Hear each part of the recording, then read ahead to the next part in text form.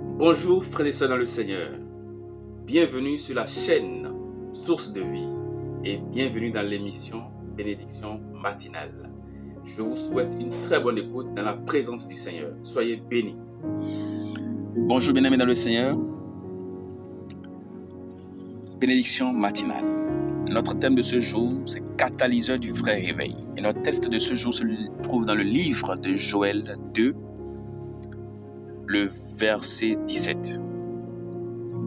Que les prêtres qui servent devant le Seigneur pleurent entre le portique et l'autel. Qu'ils disent, épargne ton peuple, Seigneur. Ne fais pas de ton héritage un objet de mépris, un sujet parmi les nations. Ils disent parmi les peuples, où est leur Dieu? Bien-aimés dans le Seigneur, s'il y a un moment où le monde a besoin d'un véritable réveil, c'est maintenant. Alors que le monde connaît chaque jour une vague croissante de méchanceté, de mépris, de haine, et que l'amour de nombreux croyants se refroidit, nous avons besoin d'un réveil.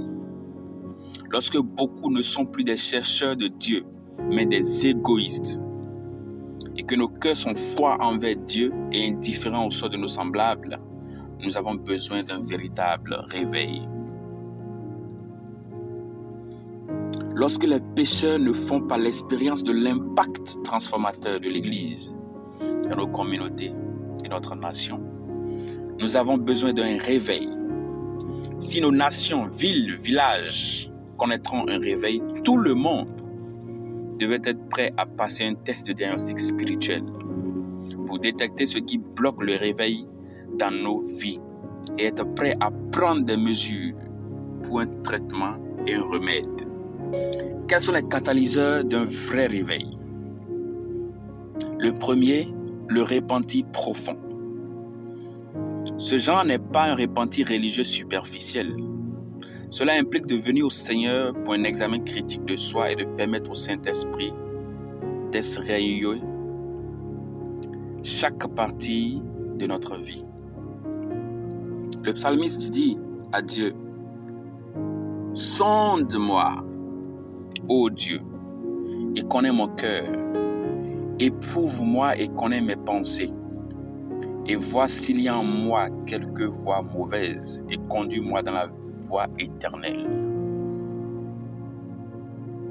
Vous pouvez trouver ce texte dans le livre de Psaume 139 du verset 23 au verset 24. Si vous êtes ressuscité et que le Seigneur réussit à allumer son feu de réveil en vous, vous deviendrez un agent de réveil. Vous irez enflammer votre nation et vos communautés. Il y aura une grande moisson d'âmes transformées dans le royaume de Dieu. Deuxième catalyseur de réveil, l'intercession.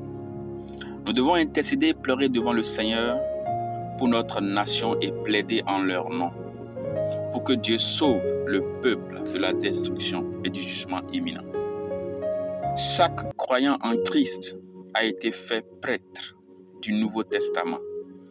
Il est de notre responsabilité de nous tenir à l'écart et de l'emporter dans la prière pour le salut de notre nation et le salut du monde. Troisième catalyseur de réveil véritable. Avoir un fardeau pour les âmes. Si l'Église n'a pas de fardeau pour les âmes, elle est rétrograde. L'Église doit être obéissante à la grande commission de notre Seigneur Jésus-Christ d'aller dans le monde entier et d'enseigner toutes les nations. Cela devrait être fait par la prière qui prévaut et la prédication et l'enseignement de la parole de Dieu, habilité par le Saint-Esprit. Si nous voulons faire l'expérience d'un réveil dans nos vies, nos nations et nos communautés, nous ne devons pas être indifférents à ce que nous voyons autour de nous. Nos yeux doivent toucher notre cœur, comme le prophète Jérémie le dit dans Lamentation 3, du verset 48 au verset 56. Et nous devons crier à Dieu pour qu'un réveil du salut des âmes, de la sainteté, de la justice de Dieu prévale sur les nations. Souvenez-vous que le réveil doit commencer par vous.